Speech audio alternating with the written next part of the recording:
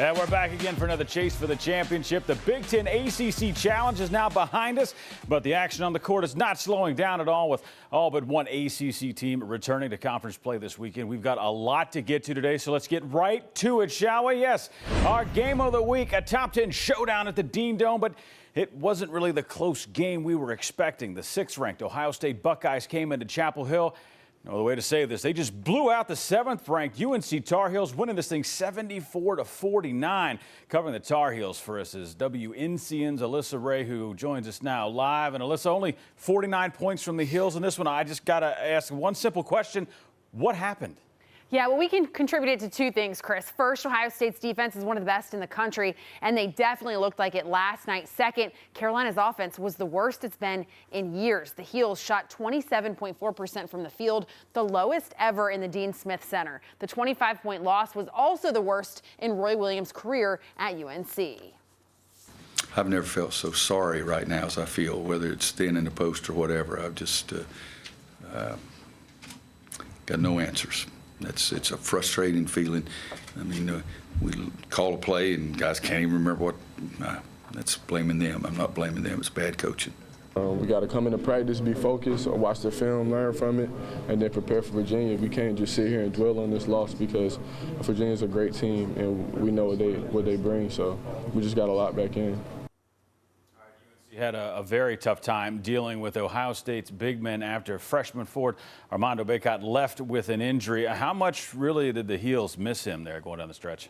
Well, not only did they need his size to defend Caleb Wesson and the Buckeyes' other big guys, but they also missed him on offense. Bacot averages 10.5 points per game and nearly 9 rebounds. He's a playmaker and is another weapon when Cole Anthony is contained. He's a freshman who's one of the top 4 scorers on this team and is coming off his career-high 23 points and 12 rebounds against a ranked Oregon squad in the Battle for Atlantis tournament. This is what Coach said about his injury after the game. A sprained ankle, and it was swollen by the time he got to the locker room, so my guess is he'll be out a while. I thought he just kind of stepped on someone's ankle, but initially that's what I thought. But now I saw him kind of go down in pain, and he was kind of screaming. It scared me a little bit to see him go down like that, and I knew immediately he was going to need help.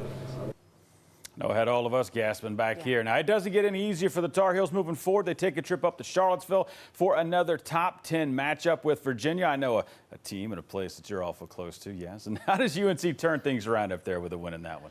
I'm a Virginia Tech grad, Chris, and you know that. But the irony of Sunday's game is that both these teams were blown out last night. The Cavaliers lost 69-40 to Purdue. These are two teams that both lost a lot of playmakers to graduation and, of course, the NBA draft. As we saw last night in their respective games, neither team is offensively where they need to be, and both are going to be fired up to turn their early seasons around. As for North Carolina, Roy Williams said Cole Anthony wasn't feeling very well yesterday. They hope that he is 100% on Sunday, and with Armando Bacot out, the Heels are going to have to find their identity and fast if they want to win at JPJ Sunday. Chris? All right, thanks a lot, Alyssa there. The Tar Heels are going to be, won't be the only ones looking to rebound from a big loss in that game on Sunday. Virginia went on the road last night and got pounded by Purdue, losing this thing 69-40. Joining us now live to take a closer look at the Cavs is WRIC's Natalie Calabit. Natalie, before we get into last night's game, how do you see Virginia bouncing back and getting a W against UNC? Yeah, Chris, first of all, they're at home. Virginia only lost once at JPJ last year, and they've had the best home record in the ACC over the last 7 seasons. Mamadi Diakite had a lesser role on last year's team, but played well against the Tar Heels, scoring 6 points and blocking 4 shots. He'll need to step up. All right, let's get into last night. Virginia is used to low-scoring games. I mean, we see them all the time. It's kind of their thing, but usually they're the ones shutting down the other team. The Cavs only scored 40 at Purdue. I mean, easy question here. What happened? Chris, the surprising thing was the Virginia defense, which is known for being one of the nation's best. Those 69 points that Purdue scored easily broke the previous season high of 55. And the Boilermakers, well, they shot 50% from the field in the first half. Bennett said his team simply did not get the job done. Our defense, which is what we've tried to hang our hat on when you're struggling to score, couldn't stop them inside, couldn't stop them outside, couldn't keep them off the glass. So those are usually, it's a recipe for disaster, and great atmosphere, terrific. It's as good as it gets. Well, I like how straightforward he is, but are there any positives you can take away from last night's loss? Anything at all? Yeah, Chris, I mean, this is a really young UVA team, and Virginia coach Tony Bennett praised Purdue coach Matt Painter for his game plan last night, especially how the Boilermakers defended Mamadi Diakite, which we know is not easy. Hit a couple outside shots, and he got some open looks, and they made it hard. They trapped the post when we threw it inside. That's what we try to do, and that's tough. You gotta, if you do that and you can get it out, you can find some open looks. But so they took any post-up opportunities away and basically made us a perimeter outside shooting team, which has been a challenge. And a few more positives. Cody Statman came back after a long illness and played 24 minutes. It was a good experience for the young players, too, to get a taste of a tough road atmosphere against a solid team. That's usually in the NCAA tournament. And, Chris, the cliche is that coaches are able to teach better after a loss than a win. The Cavaliers will need to learn quickly with UNC coming to JPJ on Sunday. Yeah, that is very true there. Thanks a lot there, Natalie. We're definitely going to be keeping a close eye on that game on Sunday. Great stuff. Really appreciate your time there. Moving on here, Notre Dame. They've had a lot of success in the Big Ten ACC Challenge since joining the league, but it is a little different kind of test for the Irish this year. They had to go on the road to face third-ranked Maryland. WTTV's Chris Swidlick is covering the Irish. Mike Bray's Fighting Irish cruising into the Big Ten ACC Challenge, riding a 6-game win streak, and only in the overtime rally to beat Toledo and South Bend was a test. So, facing third-ranked Maryland in College Park would be quite the task. And the Terrapins rolled 72-51. Notre Dame getting nothing from Rex Pfluger and TJ Gibbs, a combined 0 for 13 from the field. John Mooney racked up a double-double, but a rough loss in College Park. That was varsity versus the JV tonight. We were the JV, the varsity toyed with us tonight, and hopefully we can rebound a little bit because we've got a league game on Saturday. We have not played against anybody like that in a while, even in the ACC, who just is out and switching and on you and another big body. So again, they're really impressive, and I'm glad they're not in our league. Next up for the 6-2 Irish, back to the ACC, where they'll host Boston College in their conference home opener in South Bend. Covering Notre Dame, I'm Chris Woodlick. All right, good stuff there, Chris. Taking a closer look at the upcoming schedule for the Irish. They're going to be back in South Bend for 2 games in the next week. They're going to square off with Boston College on Saturday at 2, and then it's back to non-conference play when Detroit Mercy comes to town. That is going to be Tuesday at 7. Now, last season, NC State took a trip up to Madison to take on Wisconsin in the Big Ten ACC Challenge. The Wolfpack came up short on that one. So as WNCN's Todd Gibson reports, they were looking for just a little bit of revenge last night when the Badgers came to Raleigh. Todd? A year ago at the ACC Big Ten Challenge, Wisconsin knocked off NC State 79-75, a loss that many people felt kept the pack from the NCAA tournament. On Wednesday night, NC State was bound and determined not to see another quality win slip away. I think it's real important. Last year, obviously, we took a loss to them, but I think it was important for us to just show teams and show everybody that we are a good team and we can hang with the best of them. Definitely more important. Now that I realize it now, it's definitely more important that we get these key wins early in the season and then try to get some of those key wins when we go into conference play. Because right now everybody's good and we just got to keep playing hard. I don't look too far down the road. This was a big game for us because it was the next game. They beat us last year, and we knew they were going to come in and play hard and make it tough for us. So I think it was a good win just because they made us grind it out, and I think we got better from it, and it's something to build on. It was very important for us, especially coming off that loss to Memphis. Just wanted to get guys, back going, get our offense back rolling, get our defense back where it needs to be, and I think we did that tonight. Was it a measure of revenge too, or was it just the next game? Just the next game for us. But like I said, we still had a bad taste in our mouth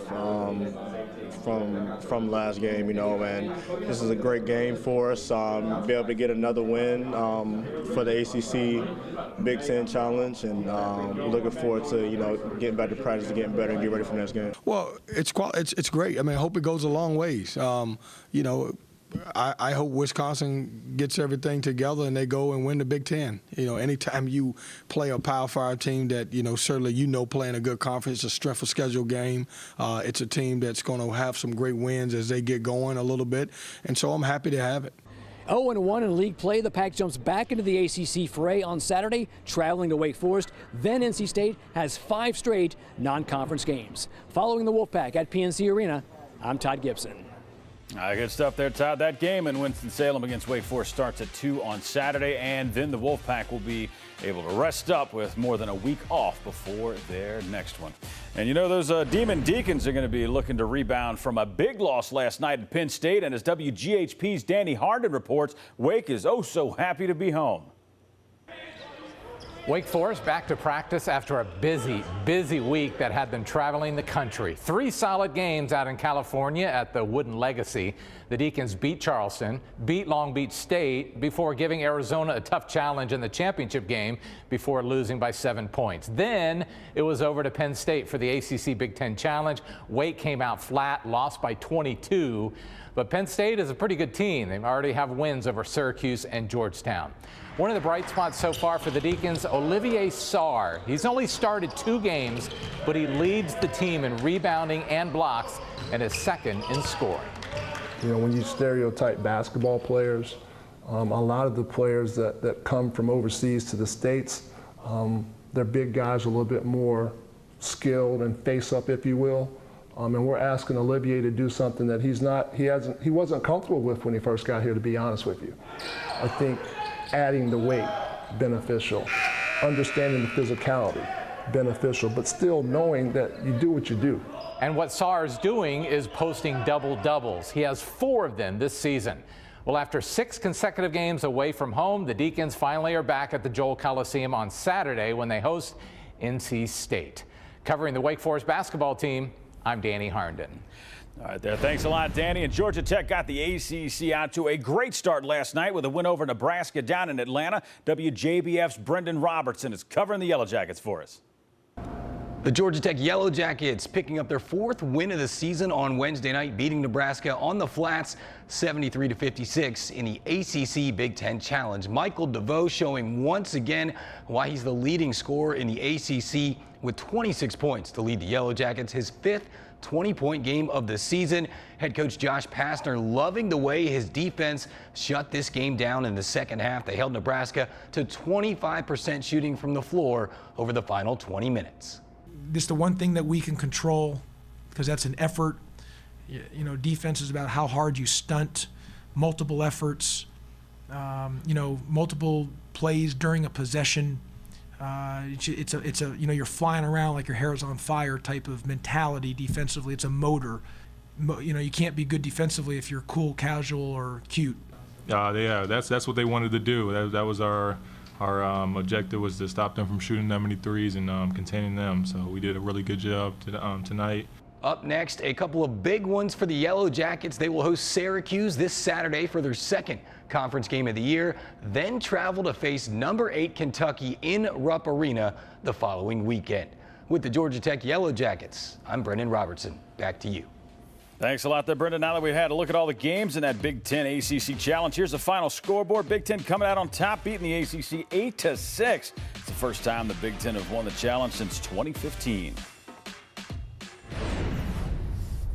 Well, with that Big Ten ACC Challenge now in the rearview mirror, the focus turns to another early weekend of conference play, and that means some high stakes both on and off the court around the ACC. Joining us now to take a closer look at the numbers is Jason Logan from Covers.com. And Jason, how big do those big matchups we see in the Big Ten ACC Challenge shake up the odds for the teams to win the big dance in the spring? Sure. So we saw Louisville's win over Michigan make a lot of noise, actually. The Cardinals get pushed up alongside Michigan State as co-favorites to win the NCAA tournament at plus 900. We saw Duke plus 1,100. UNC kind of bump back a little bit, plus 1,300. And then we saw Virginia take a big fall back after a slow start to the season. They can be had anywhere from 16-1 to 25-1 right now, depending on where you're betting. So Virginia falling out of favor with the odds makers. Apparently. Now, ACC play picks back up this weekend starting Friday night when the Duke Blue Devils visit the Virginia Tech Hokies. I just have one question. What version of Coach K's team are we going to see? The one that lost to Stephen F. Austin? God, please not that one. Or the one that just knocked off Michigan State? Well, what fueled that win over Michigan State were turnovers and transition buckets off of those stops. They forced Michigan State into some early mistakes, had 14 total turnovers on the game from the Spartans, and that's what the Duke Blue Devils do best. They're among the best teams in the league at forcing those mistakes, averaging 18.2 forced turnovers per game. Virginia Tech here off back-to-back losses to some good teams. Lost to Dayton, lost to BYU. The thing about the Hokies, though, is they take care of the basketball. They don't turn it over. They're averaging just 10.5 turnovers per game. That's 14th fewest in the country. They've also played Duke very, very tough in recent years. 3-2 straight up, 1-4 against the spread in their last 5 meetings with Duke. I think this one's a little closer than Coach K would like. Now we get another big one on Sunday when North Carolina visits Virginia. With both teams coming off losses to Big Ten foes, which one has the best chance of avoiding a second straight loss this weekend and getting back in the W column? Yeah, we saw North Carolina just get run out of the gym against Ohio State on Wednesday night. The Tar Heels came into that game banged up, and they left even in worse shape. Armando Bacquet, that big man, he rolled his ankle, a nasty ankle injury. He probably is going to miss this weekend here. They were really hoping that freshmen Jeremiah Francis and Anthony Harris were going to come out and make their debut. They dressed, they warmed up, but they didn't play. Maybe we get to see them against Virginia. It's going to give the backcourt some added depth. Virginia comes home after that rough loss to Purdue. They're 51-29 off a loss under Tony Bennett, which sounds pretty good, but by ACC standards isn't a great rebound rate in terms of coming off a loss. However, since 2015, they have been 6-1 coming off a rare loss. This is always kind of a mismatch in tempo. You always see North Carolina like to push the pace and Virginia playing that snail's pace. However, with North Carolina missing a lot of firepower and just not scoring the way they normally do, I like Virginia at home in this matchup. All right, that's Jason Logan, the man with the plan, always crunching the numbers on that calculator. Always a pleasure. Thanks, Jason.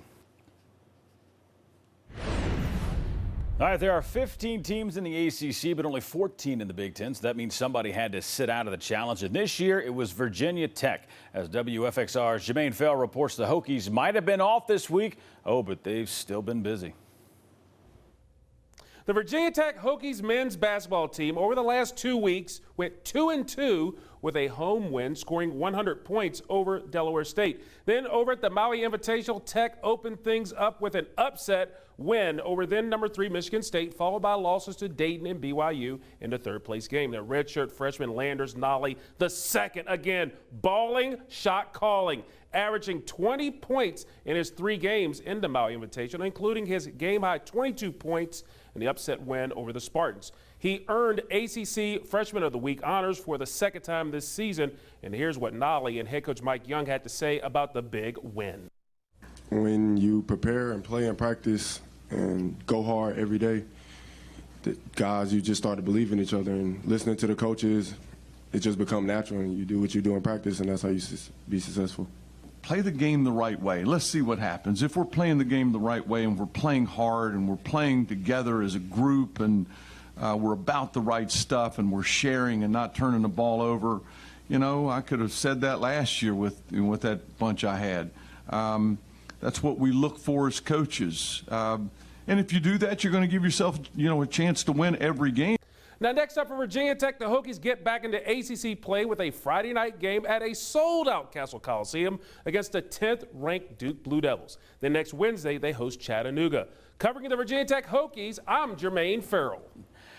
All right, my man. All right, Virginia Tech's game against Duke is just one of the big slate of early season conference games around the ACC this weekend. There are 7 games this weekend, so let's take a look at that full schedule. We can get started with that big matchup in Blacksburg with Duke on the road to take on Virginia Tech. The Hokies beat the Blue Devils in that game last year, so this one could get interesting.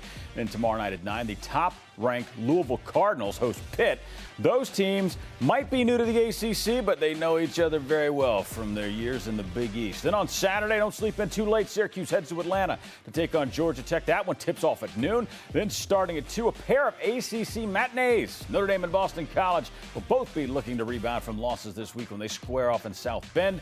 And NC State has that short road trip to take on Wake Forest there up in Winston-Salem. At 2 on Sunday, the 17th-ranked Florida State Seminoles host Clemson. And then the ACC weekend wraps up when 7th-ranked UNC visits 5th-ranked Virginia at 4. Now, we told you before both those teams got blown out last night, so neither are going to want to lose 2 in a row for sure. We're going to recap all of those games and look ahead to some intriguing non-conference matchups when Chase for the Championship returns next week. We're out of stuff. Come on, that's way too short. We'll see you next Thursday right here at 7. Until then, enjoy the action on the hardwood. I can't believe we're done. We got more basketball, right?